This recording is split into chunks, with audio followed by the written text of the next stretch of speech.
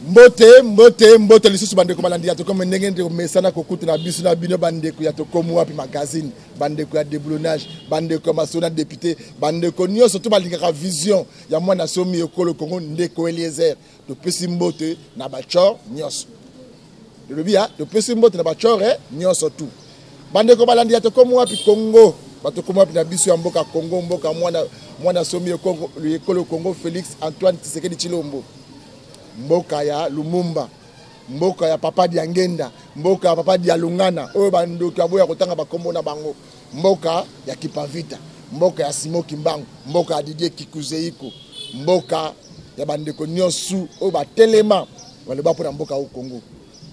Nasi mokonzi ya mboka autai kolekela ba tribune ya ba Nations Unies kuna États-Unis koloba mpona makambo etali Afrika, particulièrement makambo etali Congo mboka na biso.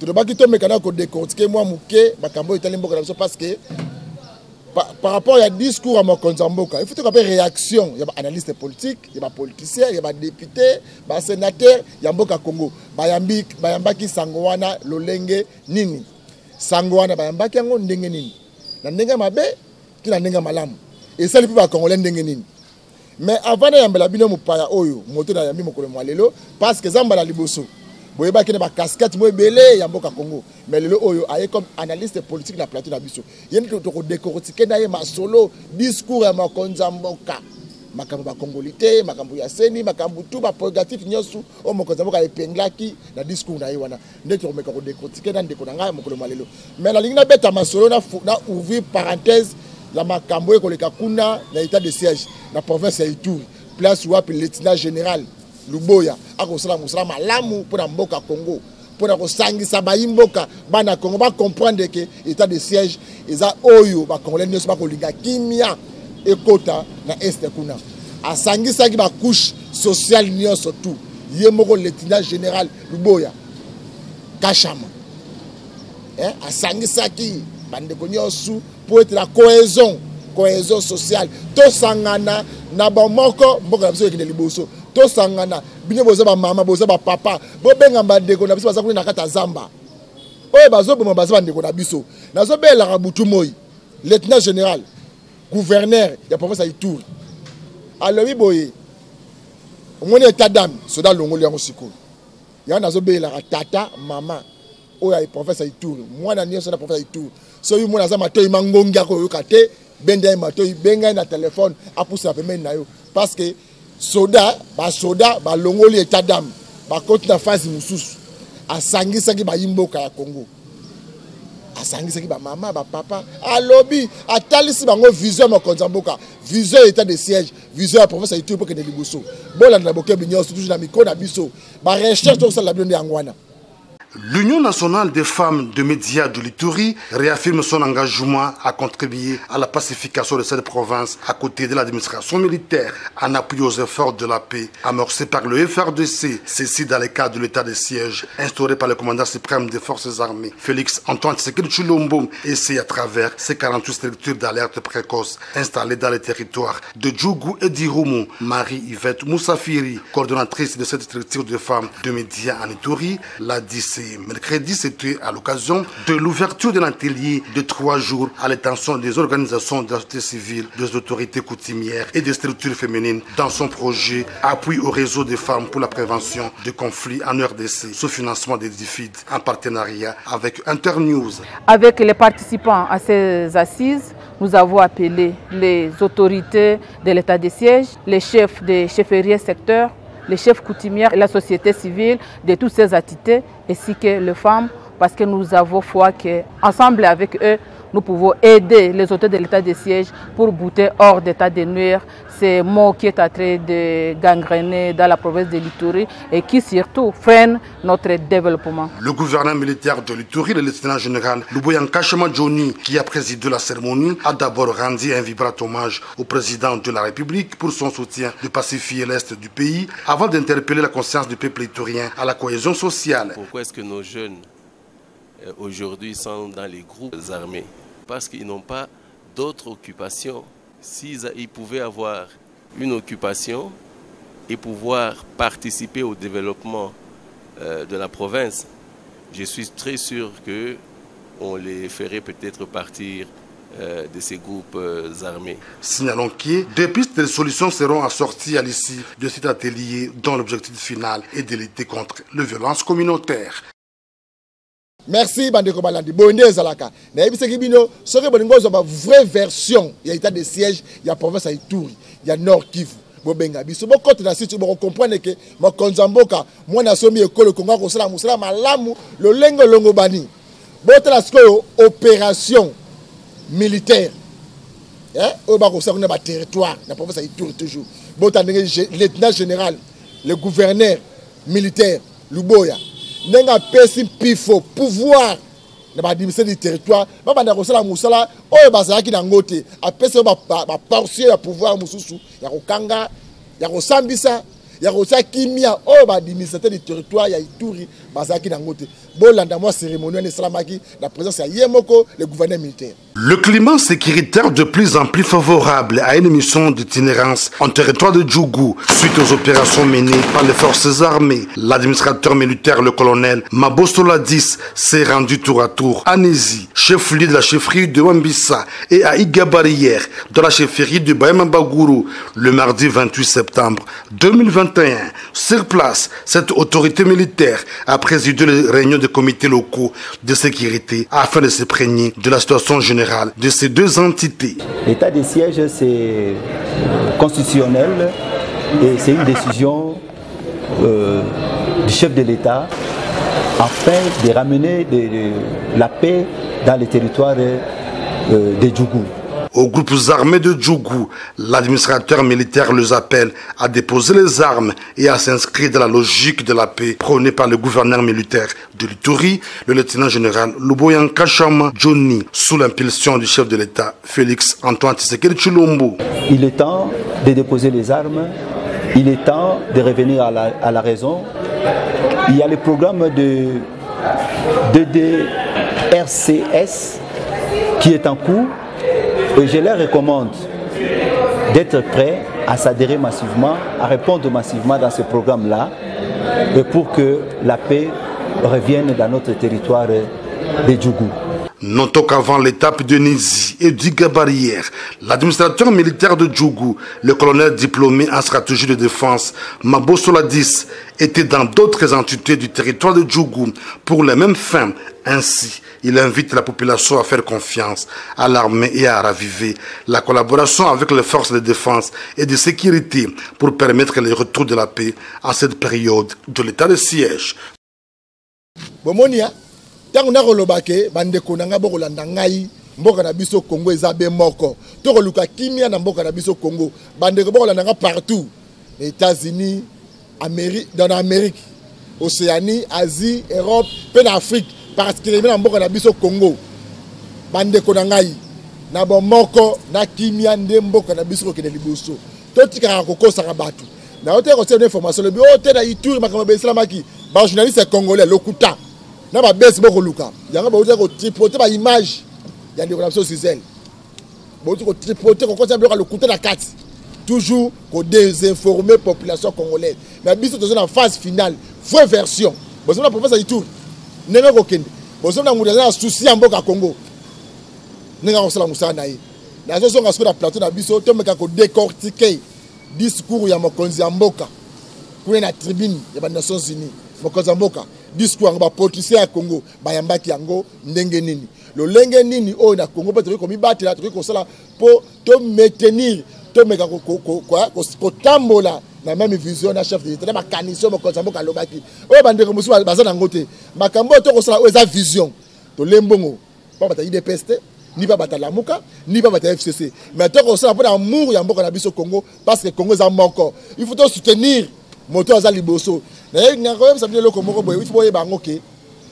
ya pouvoir nyonso utaka pa nzambe pouvoir nyonso toute autorité vient de Dieu parce que ezala ba biloko mususu soko meki yango okoko bouger mboko koma na sommet de l'état donc c'est nzambe alobaka déjà pour na yo et c'est tangamaka et c'est komama qu'un jour on sera président de la République démocratique du Congo ato finga tout ça ndengeni ekotika la bongo bandeko na ngai boyo kasiko makanisi ndeko na bilelo ezape lolenge nini mbote ndeko na ngai Mbote ndeko Didier, mbote na balandi nyonso ya tokomiwa. Ok, na présenter la technique comme on a dit, on se présenter, bandeko ba yeba naza en face ya nani peut to landa lelo mukolo ya lelo na tokomiwa télévision. Bon, na bokuse kombo na ngai Titi Chilambu. Ah boy, na ye lokola mwana mboka Congo, na ye lokola analyste politique, na ye kopesa yanga makanisi pe yanga emoneli ya makambo. Na ndenge makambo tuta mwana mboka na biso Congo.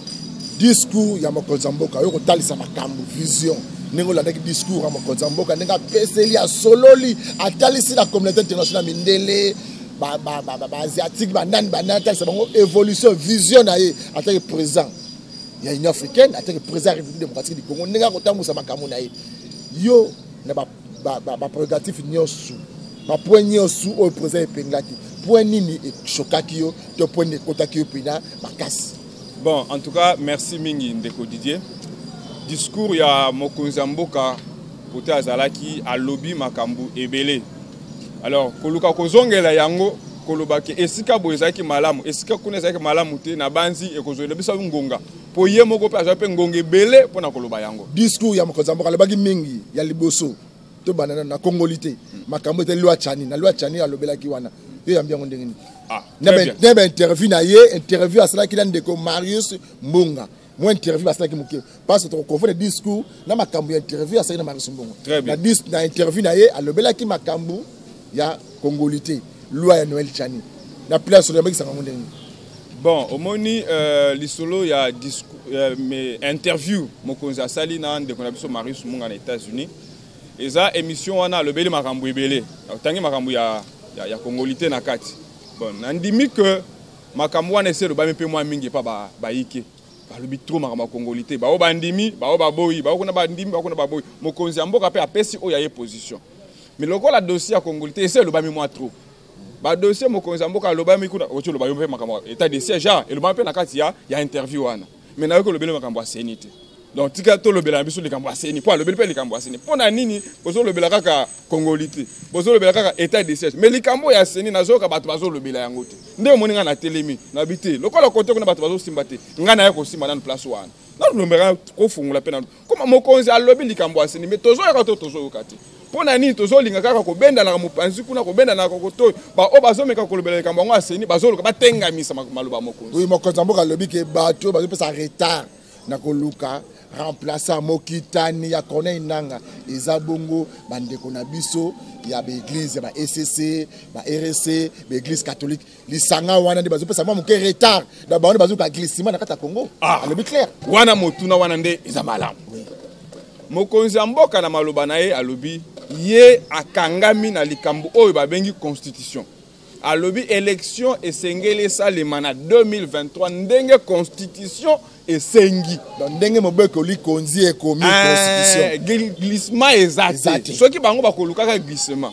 soki ba oyo kuna soki ba politicien soki banane bazo sambela bakangi goutte ndenge bakina balobaka glissement esalema mokonzi mboka alobi ekosalema te 2023 élection mais mokonzi abakisi ndenge ochi koloba wana ke batu oyo bavandeli dossier bavandeli yango eza bande ngala nga kobenga bango tata na biso ya molimo po ba micha na bisika na bango biso tozali bana moko na moko atelemaka soki pe dimanche soki pe samedi soki pe vendredi soki pe mokoloni akena etonga o yaye o aza musulman akenda o ya kimbangiste pa akenda o chrétien pa akenda église de noirs bakenda orthodoxe salutiste mutu na mutu aza na kota akenda na mwa bible na ye akeyi o na mwa Coran na ye akeyi o so na mokanda nini akeyi tokenda koyoka makambu oyo na minoko ya batata na biso ya molimo ba oyo lelo bavandeli dossier ya seni ndenge mpe mokonzi alobi biso pe tolobaka yango mpe na bamiso mosu tolikaka tolobi likambo ya seni oyo bato basimbi yango bato bavandeli yango ezaka ya batata na biso ya molimo batata ya molimo yango basengaka biso kimia bolingo bomoko tolingana nde basengaka biso mais mateya boni na likambo sikoyo bomoko bolingo bomoko lisanga ezate omoni lisanga ezate ponani bomoko ezate ponani batata bakoluka raison bakoluka raison mokonzi mboka alobi biso ba politicien toza prêt mais bino kuna ezowumela pona nini parce que bazana moto na mopanzi oyaye 6 na ngambu mibale na ngambu bakoluka nini bakoluka raison mokonzi alobi kuna na kokota te ngana zali religieux te ngai naza politicien nakokota kuna te parce que mibeko esengi na bango bapona mais soki bamoni ke bakokoka kopona te wana tokosenga likambo oyo na Assemblée nationale bango bayeba koyebisa biso nini ya kosala parce que bango nde baponami na peuple bango nde bakeli mibeko mais ngai nabanzi ke tokokoma kuna te nazosambela tozonga kuna te po so tokomi kuna ngonga ezokende ya motu eza batata na biso oyo bateka biso lokola bolingo mokonzi pe na maloba na ya lobi lisusu lobi na ndimi ke baza conscient batata na biso modi baza conscient na ndimi ke baza po na bolingo mboka ndenge ngai Félix Tshisekedi pe naza bolingo mboka na bongo tozosenga na bango batata na biso molimo bolingo bateka biso na église tika biso lelo pe to telema pe to loba parce que mateo tozoloba lelo toyoka encore epa na bango bango moto bateka biso biso pe tozozongisa bango yango balingana pe base supporter base tolérer balimbisana bazonga na mesa OK balimbisana bazonga na mesa mais bango batata na biso molimo wana le président de la République a fait interview le beza bango ne bazoka eza bongo bango ba le beza ndeye parce que atie moto yo bango ba yebiete ni abutu c'est pas bazoko imposer bango moto yo bango balingite c'est ça ndeko wana ototanga komona ya wate na otanga komona bonga na journaliste na se bo panzi sanga za au milieu du village mutinyo so yebi le mal na ministre oyo médiocre problème na carte zo kabola ba confession religieuse kombona yango kadima. C'est compris. Bon, ngana linko koma na ba kombo tozo mo panzi sango tangi kombo mais ngai nazolo baboyi. Ba oyo bazo kanisa que moto asi aponamaki na likambu ya seni bako mikosa. Oh, c'est tozolo ba. Bazo mikosa. Bazo ba kadima nde ye kaka yende candidat ba lobi ke kadima donc ye ou rien. Kombo tangi wana nazolo ba ke ba bazo ka se batu basi ba ponami na seni basi ba ponami bazo mikosa. Oh, bazo mikosa pona nini? Mokanda mokote oyo ezali na valeur juridique oyo vandi na Assemblée nationale ko kotanga ko confirmer le solo wana ezalite po soki ezalaka bongo mokonzi mboka Félix Tshisekedi l'homme le plus informé na mboka oyo Congo oyo azana ba indicateur nyonso ya mboka alinga ka loba na Assemblée nationale ke na mikanda wana bo accélérer processus. Mais à l'objet de l'Assemblée nationale, à l'objet bino batata molimo nde bo vandeli dossier bo pona. Elingi kolobanini kena lo bo ponité. Est-ce que place to ko yoka yango te? Donc ba congolais bozo comprendre boyo bo fonga matoyi. Bo fonga na miswa, boyo ka bien makambo de kona biso titia koloba. Donc makambo ya kadima ezali nango le couté nango formol o de mesala ko benga. Donc vraie version on de kadima koloba wa à l'objet que mokonzamboka le bito dembeli na makambo tita koloba ndeko kadima. Ya ndeko titi. Ndeko tita koloba wa. Donc na diembe na discours ma konzamboka que dans l'Assemblée nationale la mukanda subasima moko juridique na noté. Donc si lelo moto akozamu kitana kona ndanga ayebani nano te. Ayebani te za bongo mokanda o eza kuna. O ezali valable. Ezali mokanda o ya rapport de non consensus. Oyo bango nyonso basinyaki. Na mokolo wana balobi biso to vandi to ko luka moto ya ko remplacer Corneille Nanga. Mais na mokolo alelo to solide to yokani te. Basali rapport. Moto nyonso asinyaki yango. Bango nyonso 8 basigné. Simana yango bapanzani. Nde to ko yoka ndenge bino bapanzi sango. Pesa biso sango wana. To yoka na butu. Basali musaba ko sala bandeko 6. Bavandi ba réfléchir, c'est que très normal pour ba congolais nyonso. Nga na toujours réfléchir bandeko na bandeko peut pas réfléchir. O peut ko landa biso za pe na droit ko réfléchir. Ndenge bandeko na peut ba ko za pe vanda pe ba réfléchir. Ba pour na biso to ko proposer moto oyo. Mais tant ba bimisiye basali PV ndenge ba bengi ba ke ba déposer na Assemblée nationale. Au lieu ta mususu bazela, tant ba ko ya ko zonga lobi na yango. Ba beno biso to zuma kanisi moko tala o mutu biso to memi yeyo. Ba uniformiser makambo so ba ninga na bango wana mususu ba ko ndima pe likanso na ba ndimi ba signé bango nyonso ba ko déposer. Mais bango ba ke mbango ba ko déposer. Na nini ko zongela makambo wana te po ezo panza ndeko Didier. Eloko ezo boma Kongo nde yango wana tozo panzana. Nini tozo panza pour nani po batata na biso molimo bango pe baza ko panzana. Ba o baza pour 6, ba o baza pour mibale. Ndio moni kezo panza. So te ba ko kota makambo ya PV basali to ko panza lisusu. Ah to epona ko sangisa. Ah wana toza posa to sangisa. Tozwa oyo nyonso wana to cha mopanzi. Mais oyo yazo kansi basi baponi nani baponi te. To ko yeba na seni yango dossier seni. Il est plutôt là-bas. On a interviewé ma konzambo na ndeko na biso Marius Mbunga. Des dossiers à seni. To ko yeba siko ko claircir biso. Il y a combien de candidats? Nombre ya ba candidats oyo na ngonga oyo bazalaki retenu na banzi batikali 4 ou bien 5 candidats. Toki koyeba bakombo na bango to si yon des journalistes. Wan mutuna nga wana ezobi maneti ngainde porte-parole la confession religieuse. Moi bandambo bakombo ezali. Oyo yebi. Oui. Neti Paul Sap. Oui. Neti Paul Sap. Paul Sap mokolo. Kadima et puis troisième, ezali soki ndeko morobo, soki ndeko ya ndeko. Donc c'est ça les combo ezali moi ebele. Mais ndeko nanga yosa analyste ya mboka Congo. Tozonga na bakombo pour Paul Sap kuna menengene be yosa analyste ya Congo. Ozomona te makambo tozokende nango. Tozo déjà na 3 ans et demi ya mokonza mboka. Tant bozo kende na botie mokitani ya kone nangati. Ozomona te sur le plan juridique, ne tozo kende. Même bango ba député national ba yebi ki tozo kende glissement déjà. Pourtant to retia mokitani ya kone nang. Tant on va processus, tu dois arrêter à ma camébélé. Alors arrêter à Rwanda et que quoi journée, tu te en 2025. Tout ça clair.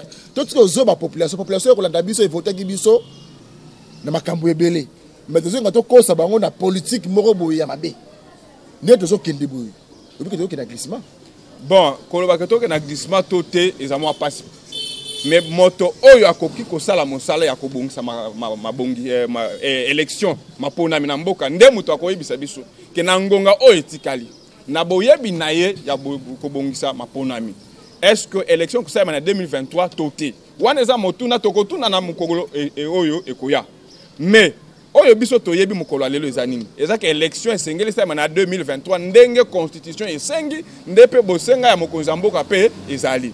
Na bongo ndengonga o etikali esengeli to capitaliser yango ko capitaliser yango ndenge nini na ko welisa na ko accélérer ko tia volonté na ko pona d'abord mokambi ya seni bon makamusu ezala déclencher pona ngonga etikali muke OK ngonga etikali muke pona yo ndeko titi oza analyste politique ya mboka Congo ba congolais ba kolanda yo to yeba awa kaka kadima inde expert auta Afrique d'ici la c'est ma place boui na seni na minute yo to ko le baboye de ko kadima so ba le bi yo analyste politique na ba confession religieuse yo to ko za candidature ya nani oyo monde ko za crédible congolais o za maîtrise ya Congo o a ko bomisa ba congolais te na rappeler yo na Congo wa to zo sango malumalu abomisa batu to zo pasteur ngoy mulunda pasteur abomisa batu to zo congolais naître ni pasteur ni sango kone inanga ba rosimu kende we masolo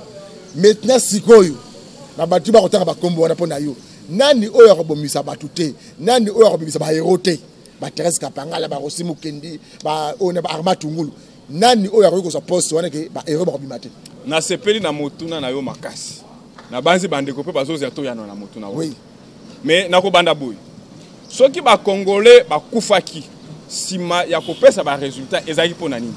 Et ça parce que résultat aux population, peuple, souverain primaire, abana ko s'attendre na yango eza o ibima kiti na ba plusieurs cas.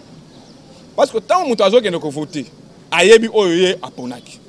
Tant on peut tendance ezo monana ezo se dessiner mutu pe ba ko mona pe moni non en tout cas tendance ndenge ezo kendele résultat esengele zala boye. Mais na simana yango ba résultat ba ne ko bima eza ba résultat ezo se pesa peuple congolais te. Nde mobulu eye, nde ko buma ya batu eye. Mais avant d'appeler ça combo, nous avons développé un aspect one. Pour les Cambouana et ça les malissous, qu'est-ce qu'il faut? Nde motuna malamu yango. Motuna malamu to répondre bon. Pour les Cambouana et ça les malissous, et sengeli au-delà ya oyo sotangi, au pasteur, au boy, kuna les Cambou ezalité. Ayeba makambo ko bon sélection, ils appellent malamu. Mais et sengeli ko cha moto oyo, ayebi valeur ya vote. Vote, ils ont la valeur moko songolo, ils ont sacré le vote ya mutu, ils ont sacré. Tant que moto azolo ngwe pa naye, à quel bureau de vote, à côté na isoloir yemoko, à Tali, à Poni, à Gumbi, ils ont secret naye, ils ont volonté naye pour namboka naye. Une fois à décider pour une fois pour venir à mboka naye, à qui ache yango. Azo s'attendre que vote naye ça la considérer. Dans un moto, il y a un dépouillement et tout ça, il y a un résultat, il correspond à des mots. Bon, on peut avoir une solution, c'est que le moto, il y a valoriser vote, il y a considérer yango. Moi, je ne sais pas le sapo mukulu. Nde oyo akoki na place wana parce que y a une valeur ya vote. A organiser campagne moko na mokili o babengaka mon vote doit compter. Ozolanda. Donc, aza conscient que tant que muto azo ko voter, muto ko tient moi le kasa na urne et sengel bo prendre en considération le kasa wana. Ezate boya ko sala bourrage des urnes. Yango nde muto ko komisa ba résultat ko kanité na volonté ya peuple congolais. Paul Sapou akoki na place wana parce que ayebi tant que mon vote doit compter, c'est-à-dire que ayebi asi amoni que na bisike ebele bato ba kenda ko voter mais ba considérer ba vote na bango. Ba résultat ezala essayer yebana déjà en avance. Bato ebele to soma bango lelo ba betra sur la seni ba leka de ba formation ya ndeko wana.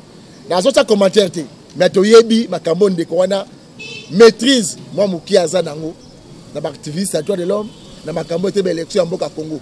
Biso bato to zaka informer moi mon cœur pour na mboka Congo to yebi. Mais ndeko na ngai la ligne zone ce que pas nayo. Oko ko expliquer biso na no parce que moi c'est vata moi qui est ya ndeko Paul Sapou mukulu to yeba.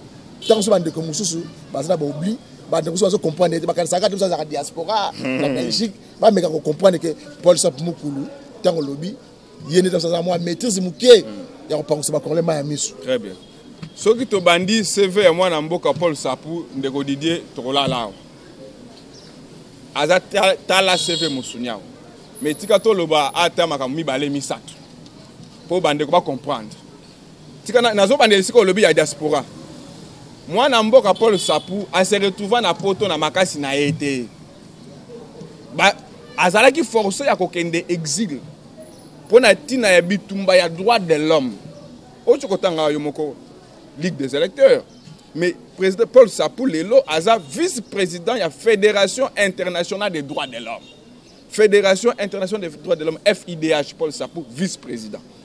Il y a droits de l'homme. Donc, de l'autre, on est fier. Il y a des Congolais. Dans moto, il y a des institutions minières locales Oyo, structures minières locales Owana. On va défendre droits de l'homme. Bandeko nyonso Oyo lelo. Bazana kati na politique ya Congo, nyonso kolongola mutute, Oyo nyonso asala la politique correctement. Oyo nyonso azomi benga politicien, ayebi Paul Sapou, pe ayebi mosala Paul Sapou abanda ko sala. Nous allons défendre le Congolais, nous défendre le Congo, Biskaya, Nabamboka, ya Wapaya. Les lois Namboka Paul Sapou, Aza Oyo Abimisa, et c'est un peu de Makambo. La conférence nationale souveraine, Ebele Bazalaka Banamike, Ebele Bazalaka, Ebele Pebaye Bapete. Natango Wana, Kondo, Maréchal Mobutu. Élection, c'est tu sais que dit le père, oh, Maréchal Mobutu, boyna boy, élection zaka iki. Mais moi, n'amboka Paul Sapou à l'habiter. Pour la élection, et ça les mamans l'amour. C'est élection, il y a candidat unique, élection, il y a tout ce bah ponipe et bimi.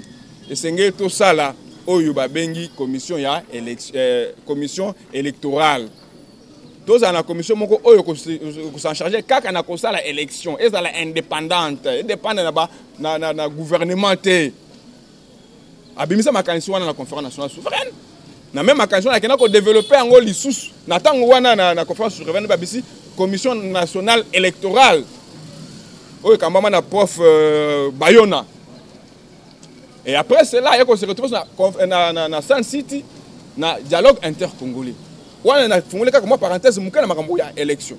A se retrouver kuna na ba commission basalaki a développer les sous makanisi oyo wana nde esika CEI ebotaka bato ebele batanga na monoko CEI mais ba yeba côté utate e utande wana biso benga ngo CEI et ya ko koma CENI mikolo e bandaka CEI na tango wana commission électorale indépendante e bandaka nde wana na commission électorale indépendante na Sun City na misala oyo bandeko Paul Sapou asaki na baninga ne musu bazaki na kati ya commission wana boni ba yekiti na kati ya Congo ba yeko zonga na kati ya mboka Congo mwana mboka Paul Sapou na baninga ne musu ba proposer draft oyo ezaki kopesa mibeko zopesa fonctionnement ya CEI wana na tango wana ba pesa na maboko ya ba député na tango wana collège Boboto ba kenda pe ba mema na parlement basola pende bako sola ba bongisa ko bongisa balonga pe mwandambu nde sala que lelo makambu evanda asa exact draft lokola.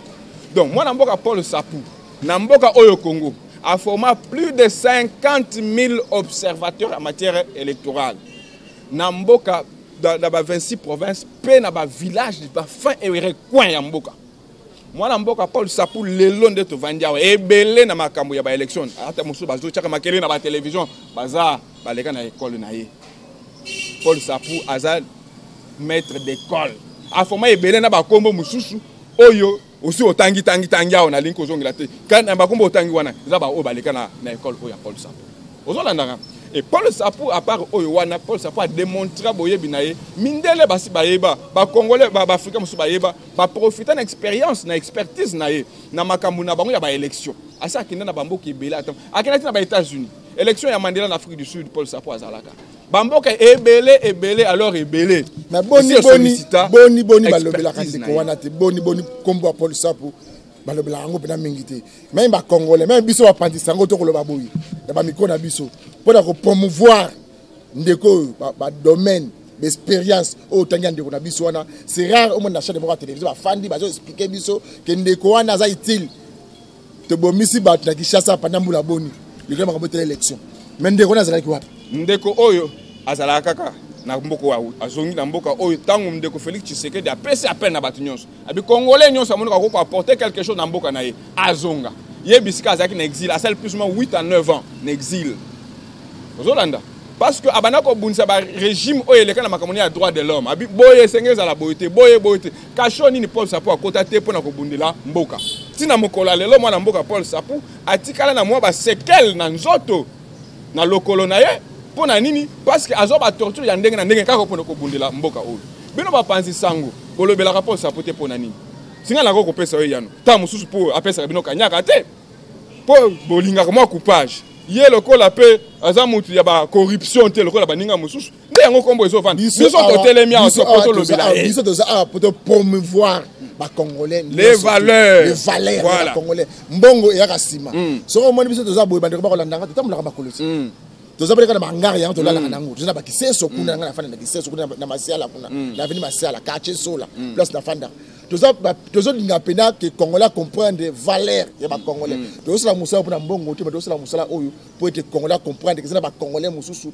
omoni nzoto ko za libanda na motema ezana mboka na Congo ezana ba congolais mususu na posa pena Congo et etombwama lokola bandeko mususu mais ezana ba congolais mususu bazana besoin Congo ekita Congo limwa ye azala grand donc ye moko mutu azala grand plus que Congo d'ailleurs elle est quand même budget à Congo na mbongo ba Congolais mususu bazana ndengwana mais biso tozana culture wana te biso toza formé Congo ezala likolo mais sur ça likolo biso tozana c'est ça les Congo très bien ndele mbongo na pesi susu félicitations na tokomi wapi po ndoko bo pesi biso nzela ya koloba makambu oyo et confirmer solo que bino boza makambu ya kanyaka ndete nde yango toyo koloba po nani parce que na kati ya mwana mboka Paul Sapou ba valeur oyo esengeli ezali est la minute oyo profil ya solo pour na kozala président eseni eza na kati aza na ba valeur wana esengeli na minute oyo sikoyo candidature ya Paul Sapou eza na Assemblée nationale to pour la confession religieuse candidature à Paul Sapou eza na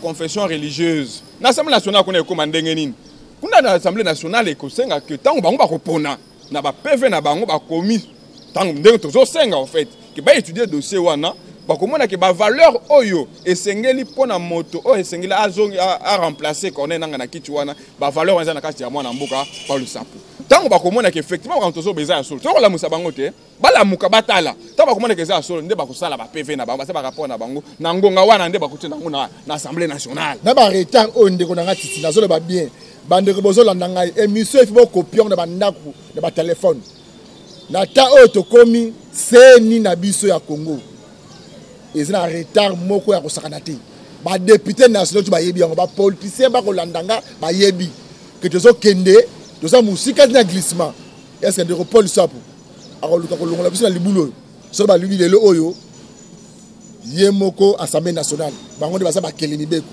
ba confession religieuse ba lebi que bon ndeko na biso na congolais to yebi asa congolais de père et de mère to zoyer pifo yango zwa seni ako défendre Congo ako longola mwana mboka bana mboka nyoso ba congolais nyoso pinzoli na nenga malamu to tende ko ngai mwana mboka Paul Sapou azana boyibe sengeli omoni na ngonga oyo lokola etikali moke tozana posa Congo azana posa ya moto oyo akoya koyekola te Congo azana posa moto oyo ayebi esika nini akocha lokolo moto oyo azana expérience moto oyo asala eza mutu moko te aya avanda bani koyekola na banda wapi o na sala ndenge ni asimba koto mabe te Congo eza posa mutu o aza na expérience wana asa sala makambo bambula ebele autant que Ligue des électeurs ça fait 30 ans kaza nkati ya makambo oyo na Congo ça fait 30 ans o aza na makati ya makambo na Afrique pe mokili mobimba donc aziebi pe ayebi réseau ya makambo ya ba élection moto o aza pe na ba contact pe relation na libanda ya mboka o ayebi ke na matière électorale na moment o toza oyo nini tokoza na posa lokola équipement mboka nini o ko fournir biso na ndenge esengeli ozomona ke tant eza moke esengeli to cha moto ayebi OK yana moto azo meka te moto wana nde mwana mboka Paul Sapou Mukulu. OK, Paul Sapou Mukulu premier zati na to rappeler le mot anamboka oyo tozwa sangu aishua tozwi pasteur aishua tozwi expert na makambo ya seni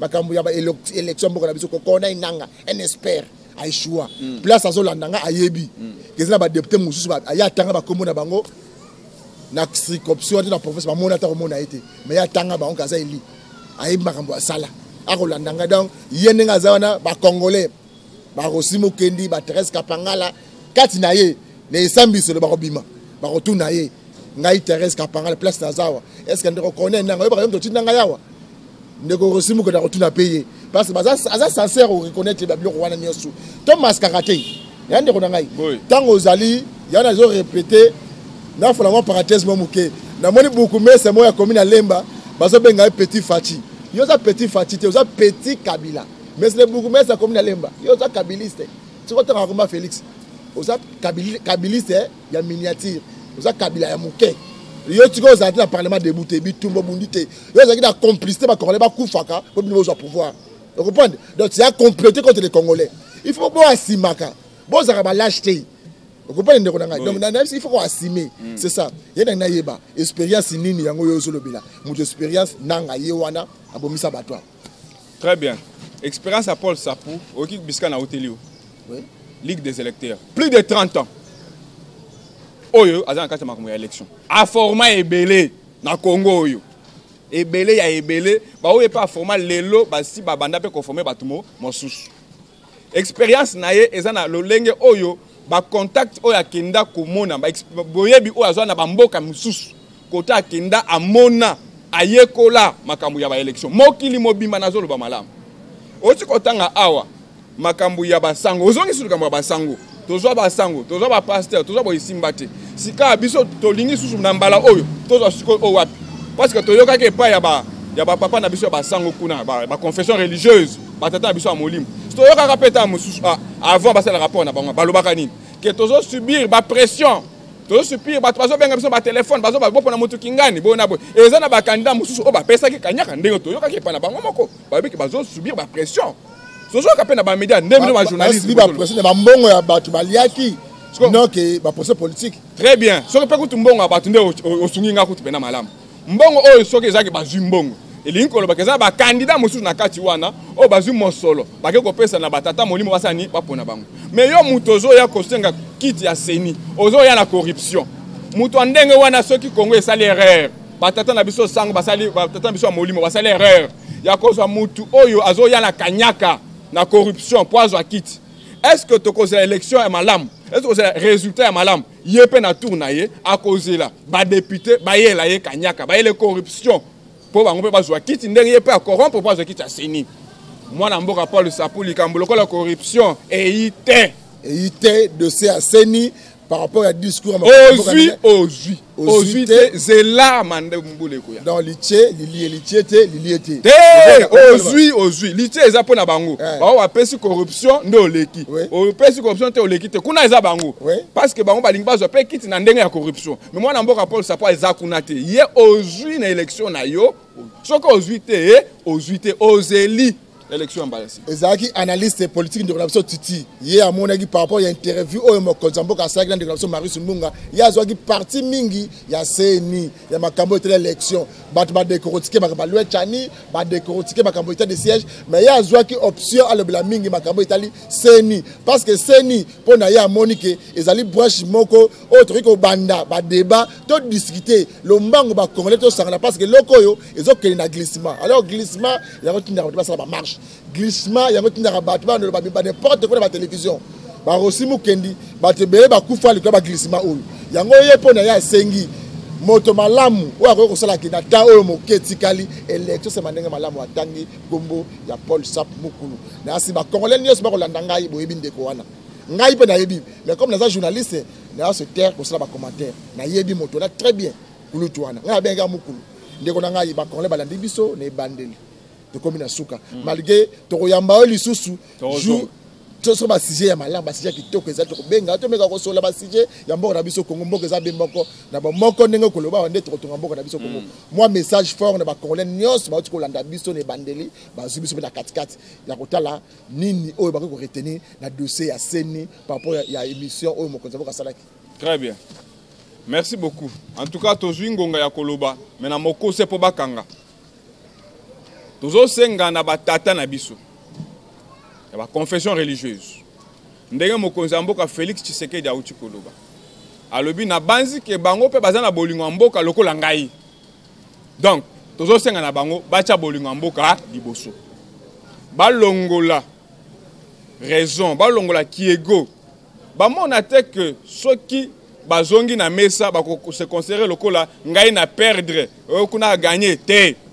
Po bisika bazali siko eza lokola bitumba basi omoni soko bozo bunda bitumba mwana mboka didi bobundi bosali match nul mutu abeti moninga azati bolembi bino banso bokomo ozela mutu akokabula soki mutu ayete moyen botiki ezate po soko otiki ya kolobake a gagner yo bokomo ata mwana moki ata bebe aya kopekisa bombo kotiki nde bisika batata na biso basango bazali donc na ngonga oyo biso to sengi bango bazonga na mesa basolola bacha bolingo liboso. Parce que na cas oyo soki bavandi c'est le Congo qui va gagner. Et qu'on a été basi confession mutu va gagner. Qu'on a été des confessions mutu va gagner. Te, vous avez Congo mobimande ko gagner. To kosenga pe na Assemblée nationale. Mwana mboso Christophe. Asa la pe musala wana.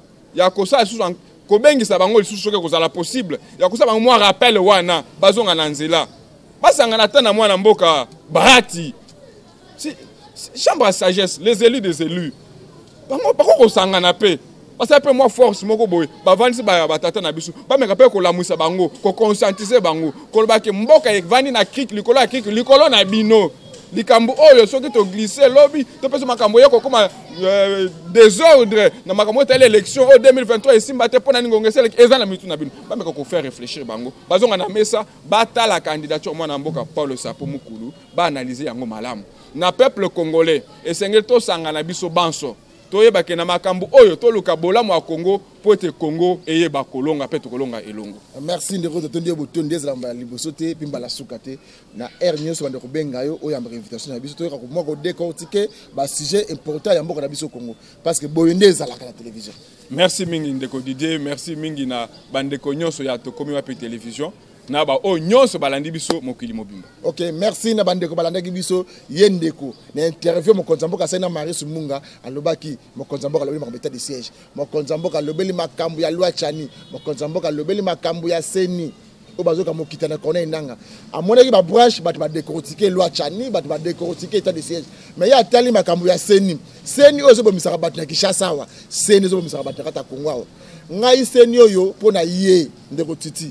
Abi ya monaki milinga za makasi ya batata na biso ya molimo ba père spirituel ya mboka Congo boyoka mawa boteya ka biso bomoko bolingo tolingana na lisanga neto kokina liboso bine boteya ka biso bongo bible bande tisuke komika ka amour bande na Genèse l'Apocalypse amour bine boteya ka biso boyebisa ka biso mais pas na bino moko tozomona yango te wa tozongi na pédagogie. Oui, la pédagogie, c'est un peu molakisia, atteindre bana malamu na itelo. Mais sur la type pantalon à kotoboka. Tant à zote à attaque ça bana sur baluka komi bana le bimana 1 + 1 = 2 ba bimana jour on a le deux fois là mon compte. Eh ba bimana na le deux follow na li solo ya le deux follow ya messier. Mais ça attaque ça bana te sur la tête ko pa kotoboka. Tant à zote ça bana 1 + 1 = que la table komi. Na sima bana bazoma le deux follow. Yebaka jour bana bana oyo yo otangisa bango te ba bana lisolo ali de follow na yo donc bino bazo père spirituel na biso boluka pe ko laksa biso c'est vrai vous avez réellement ba père spirituel na biso ya mboka Congo parce que mboka oyo to utima mosika na début émission on a to ko laksa bino makambo zo ka kuna province itu bolingo bomona ndenge lieutenant général Luboya kosala musala malamu état de siège oyo bino bozo ko nier bandeko bakosala musala oyo bino bozo ko nier kuna bandeko bazo ko sala ratissage bazo sangisa ba congolais bazo teya ba congolais bolingo botika bomanaka po bino ko mabariche botika tout botika ko teka bandeko na bino lokola ba sardine lokola ba marchandise boya to sangana to kuma mboko na biso elongo ndeko titipa lobiawa bandeko na biso bakolanda ngai na ba moko ndete kotonga mboko na biso to suku a mokolo malelo plateau na biso za ouvert débat bilan makaniso sona na mboka Congo benga biso na numéro za oba oza wana na sa télévision okoya na plateau okoka personne de kotiti to ko de ko tikena na mo ba sujet mo 30 minutes sans repos bonde zalaka kimi akolo nzambe ezala mabote ba Congomani nyonso bakolanda ngai to kute moko malobi